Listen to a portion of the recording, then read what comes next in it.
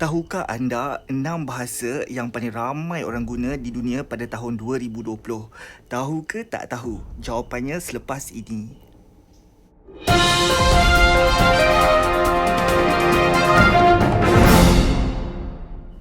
Assalamualaikum dan selamat sejahtera. Bertemu lagi kita dalam kelas sejarah tahun 5 bersama saya, Cikgu Zahidi.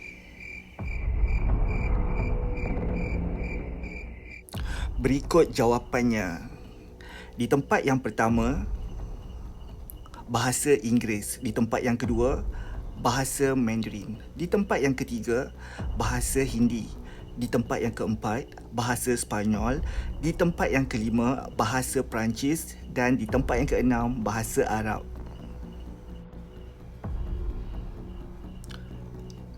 Sumber daripada linggoda.com. Bahasa Melayu belum tersenarai lagi. Kenapa saya bercakap tentang bahasa? Kerana hari ini kita akan masuk tajuk baru, bahasa kebangsaan. Bahasa Melayu ialah bahasa kebangsaan di negara kita. Sekarang murid boleh buka buku teks muka surat 150. Lihat dahulu kedudukan bahasa Melayu. Kedudukan bahasa Melayu sebagai bahasa rasmi termaktub dalam Akta Bahasa Kebangsaan 1963-67. Kepentingan bahasa Melayu sebagai bahasa ilmu diwartakan dalam Akta Pelajaran 1961 dan Akta Pendidikan 1996. Mari kita lihat perkara 152 bahasa kebangsaan. Bahasa kebangsaan ialah bahasa Melayu dan hendaklah dalam tulisan yang diperuntukkan melalui undang-undang oleh Parlimen dengan syarat bahawa tiada seorang pun boleh dilarang atau dihalang daripada menggunakan selain bagi maksud rasmi atau daripada mengajar atau belajar apa-apa bahasa yang lain. Jadi murid perlu ingat, yang pertama, bahasa Melayu ialah bahasa kebangsaan. Dan yang kedua, kedudukan bahasa Melayu telah termaktub dalam Akta Bahasa Kebangsaan 1963-67.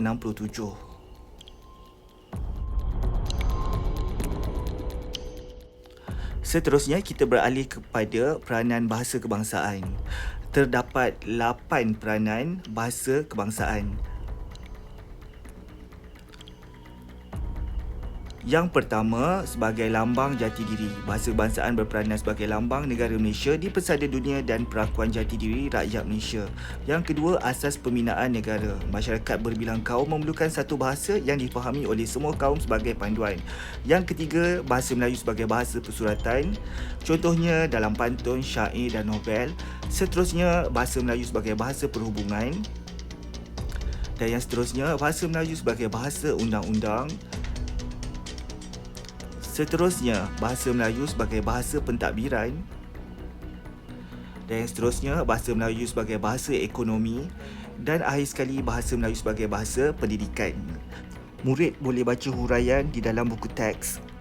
Seterusnya, kita akan lihat institusi dan usaha memartabatkan bahasa kebangsaan.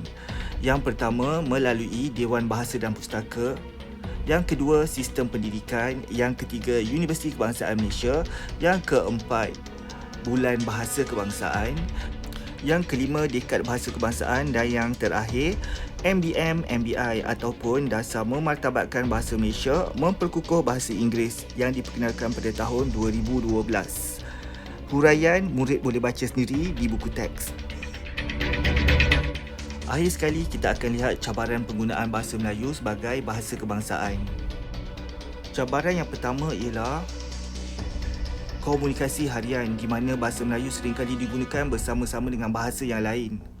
Yang kedua, sikap penutur yang malu untuk berbahasa Melayu. Yang ketiga, bidang teknologi maklumat yang banyak menggunakan bahasa Inggeris.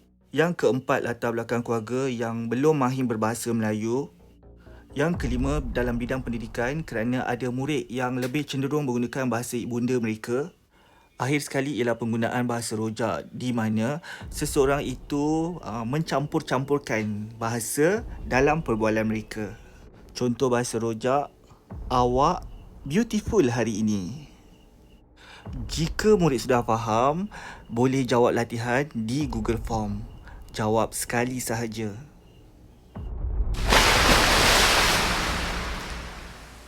Akhir kata, selamat belajar.